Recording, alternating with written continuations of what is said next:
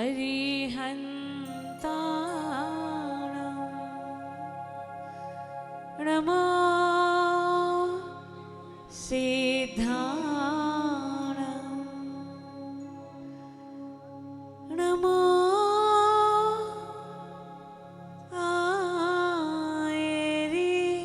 आयरियाणं नमो उवझायाणं नमो लोये सवसाहुणं नमो लोये सवसाहुणं। बोली पंच परमेष्ठी भगवान की। परम पूज्य वासुदेवनगर 108 आचार्य श्री विमल सागर जी महाराज की। परम पूज्य तपस्वी सम्राट 108 आचार्य सरमती सागर जी महाराज की। परम पूज्य राज संताचार्य श्री सुंदर सागर जी गुरुदेव की। द्वादशांग चिन्हवाणी माता की। जेवलो सुरकंठ गोकुल विद्या सुतार करती सुकामती माता जी की।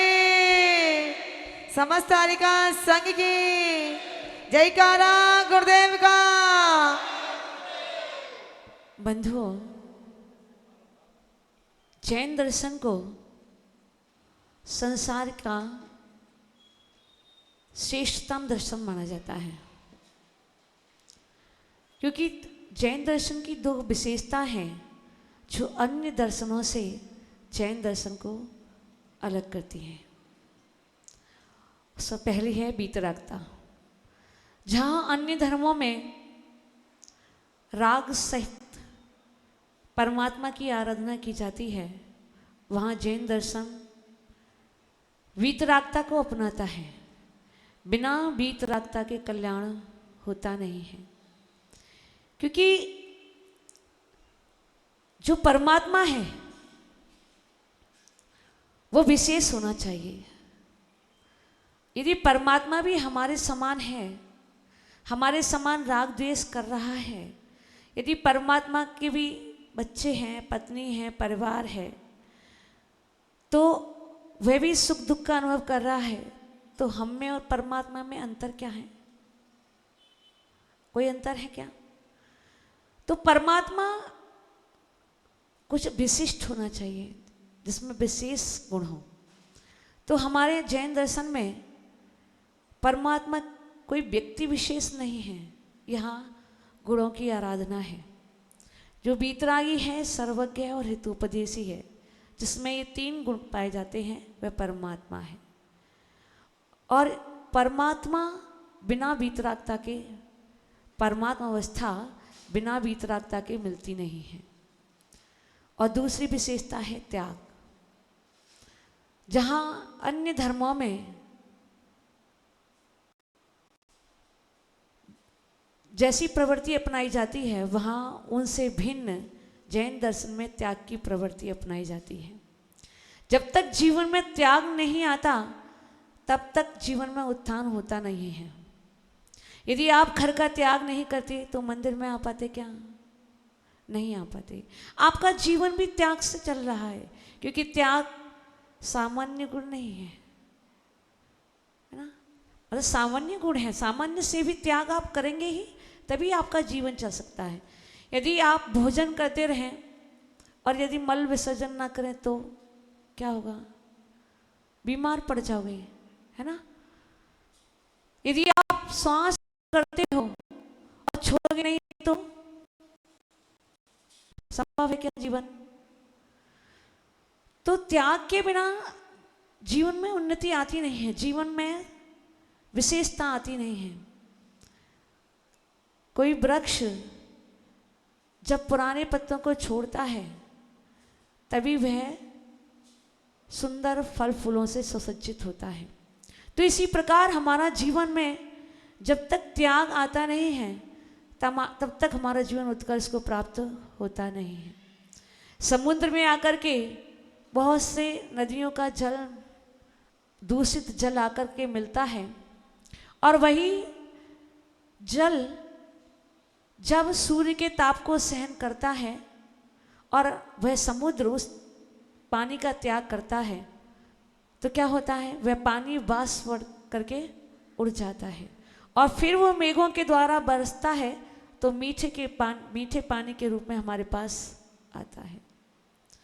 तो त्याग जीवन में बहुत आवश्यक है। त्याग के बिना जीवन में उन्नति संभव नहीं है ना। अब देखो, आप गृहस्थ हैं, है ना, तो गृहस्थ क्या त्याग करें? यहाँ तो जो चर्चा की है उत्तम त्याग की है, और उत्तम त्याग किसका हो सकता है? साधु संतों का हो सकता है। तो हम गृहस्थ हैं तो हम क्या करें? क्या करें? क्या करोगे? दान भी दिया जाता है और त्याग भी दिया जाता है, तो दोनों में क्या अंतर है? तो दान जो होता है सीमित वस्तु का होता है ना, और त्याग जो होता है विराट होता है।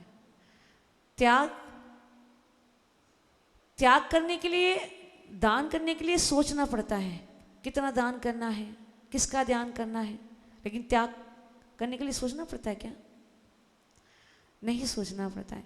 तो गृहस्थ की भूमिका में है तो हम क्या करें?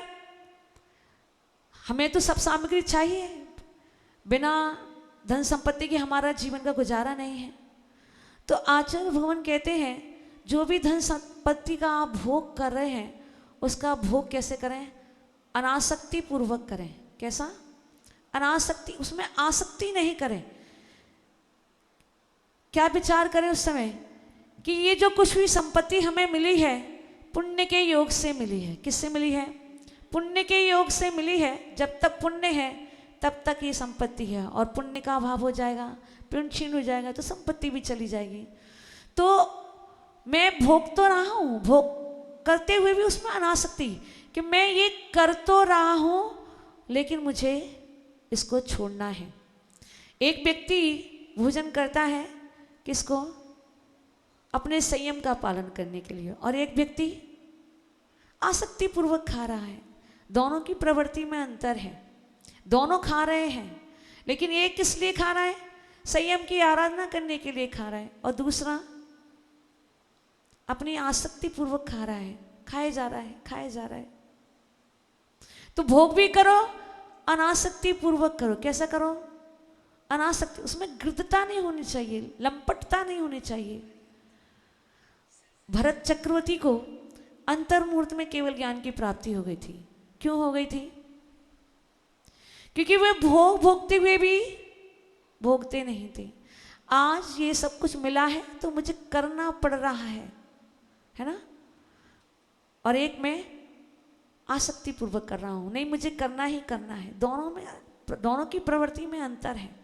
तो आचार्य भगवान कहते हैं जो कुछ भी तुम्हें प्राप्त हुआ है उसका भोग भी करो तो कैसा करो? अनासक्ति पूर्वक करो। यदि आसक्ति पूर्वक करोगे तो क्या होगा? कर्म बंद होगा, और अनासक्ति पूर्वक करोगे तो कर्म कटे जाएंगे। त्याग मोक्ष का कारण है और राग संसार का कारण है। तो क्या करना? न्यायोपार्जित करो, जो भी करना है रीति से करो। गन्ना जो होता है उसको क्या करते हो आप? पूरा का पूरा नष्ट कर देते हो क्या? गन्ना को बचा के रखते हो, किस लिए? क्योंकि उसको जो भाग आप बचाते हो उसको पुनः आरोपित करते हो तो पुनः गन्ने का वृक्ष, गन्ने की फसल तैयार हो जाती है। तो ऐसे ही अपने जीवन में जो धन संपत्ति आपको पुण्य योग से मिली है, आप उसका थोड़ा थोड़ा त्याग करते रहोगे तो क्या होगा? फिर से आपका पुण्य कोष भर जाएगा। तो जीवन में क्या करना है? जो कुछ भी मिला है उसका भोग भी कैसे करना है? अनासक्ति पूर्वक करना है। त्याग धर्म को जीवन में अपनाना है। त्याग धर्म हमें यही शिक्षा देता है, यही सिखाता है कि जितना जितना आप छोड़ते जाओगे उतना उतना आपके पास बढ़ता जाएगा, है ना। जिसके पीछे आप भागते हो वो चीज़ आपसे उतनी ही दूर दूर होती चली जाती है, और आप जिसके पीछे भागना छोड़ देते हो वो चीज़ आपके पास निकट और निकट आती जाती है। तो जीवन में जो कुछ मिला है उसका उपभोग भी करो, और उपभोग भी कैसा करो?